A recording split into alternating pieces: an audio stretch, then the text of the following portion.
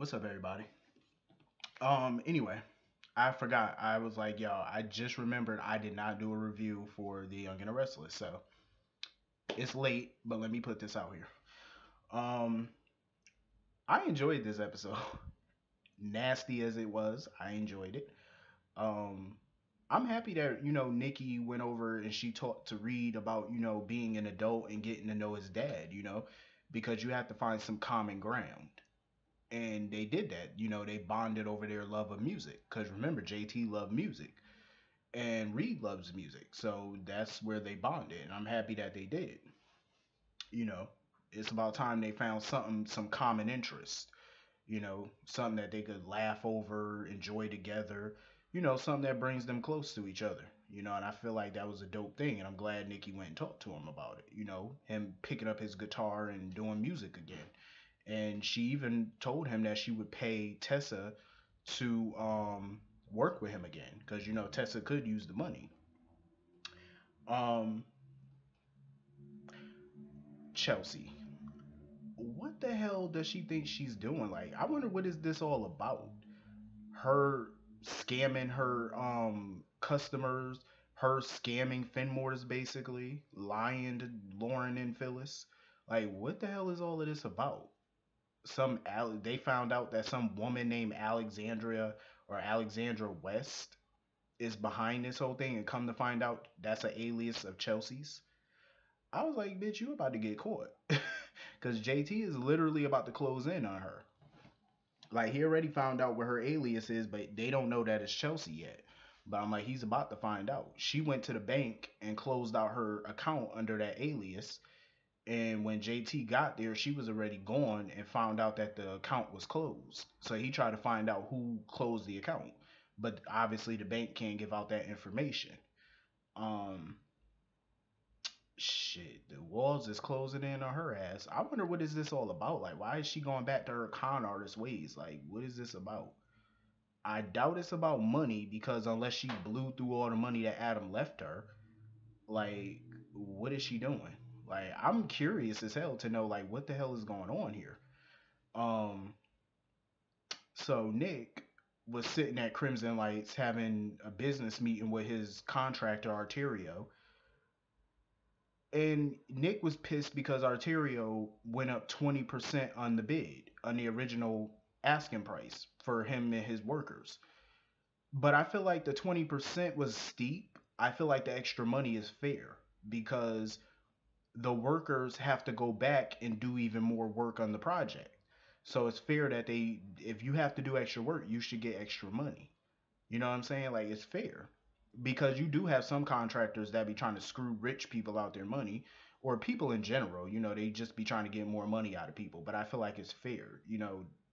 I feel like 20% is pretty steep, but I feel like if they got to do extra work, you should write them a check, for more money. I feel like, yeah, 10% would have definitely been fair. He definitely should have cut that in half. Nick, he's not a savvy businessman like he think he is. Like, he's not that savvy. Like, come on. That's child's play. Getting him to go down to 10%, any fool could have did that. But of course, Nikki had to come in and charm this guy. Mind you, they went to the athletic club to have lunch, and she paid for the lunch. That shit is nasty. First of all, Nikki is over 60 years old. She got a room for them upstairs. I said, ew, you're about to sleep with this woman? Don't get me wrong, Nikki is a good looking woman for her age, like, but she is over 60 with a bunch of grandkids and adult children. It's nasty. Like, that boy, Arterio, the contractor, he's damn near old. He's older than Noah. Like, he's around Noah's age, which is her grandson. That is disgusting. She has to be at least 30 years older than him. That is nasty. And I don't get it though. If her and Victor are supposed to act like a happy married couple in public, why would you take the contractor to the athletic club, a place where everybody goes that knows you, including your own husband? Why would you take him there and then go upstairs publicly with this guy for a one night stand? Why would you do that, knowing that word could get back to Victor? And what makes it worse is Phyllis was at the club and she seen them go upstairs. I said, "Yep, you're busted." And she don't even know this dude. What if he comes back later trying to blackmail her for more money? Because everybody in that town know who Nikki is and they know who she's married to. He could easily blackmail her for some cash. Millions. Like, how dumb can she be? I'm sorry, but that's just nasty though. Like, if I'm 29, 30 years old, I'm not about to sleep with somebody's grandmother. Hell, a woman that's old enough to be my grandmother, that is nasty. First of all, like I said, she's a good looking woman for her age, but no, I'm not sleeping with you. Sorry, nope. That's out of the question. First of all, when we get in that hotel room, I don't want to see you naked. I'm just saying, like, if I'm a 30-year-old dude, who wants to see a 60 something year old woman naked? Ew. All them wrinkles and sags and bags and everything in between. I don't want to see that shit. That's like watching grandma porn. I don't want to see that. No, nobody want to see no 60 something year old woman butt naked. That's disgusting as hell. Make me not want to eat for a month.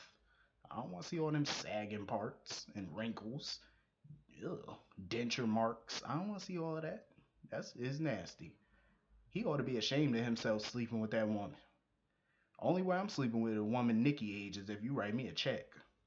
Hell, I sleep with Oprah for $5 million, and she over 60. That's the only way I'm doing it. You write me a check big enough. Hey, I'm yours for the night. But anyway, shit is nasty. Phyllis was nosy as hell though. When Nick was sitting over there with Arterio talking, she was sitting there eyeballing him, like talking about who that Nick sitting over there with. None of your business. Mind your business. Phyllis nosy as hell. Um, Hillary, Hillary came up in the Hamilton Winters group office barking out orders.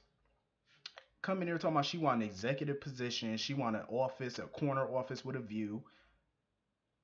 I have to agree with Devon on that. I said, who the hell she thinks she is?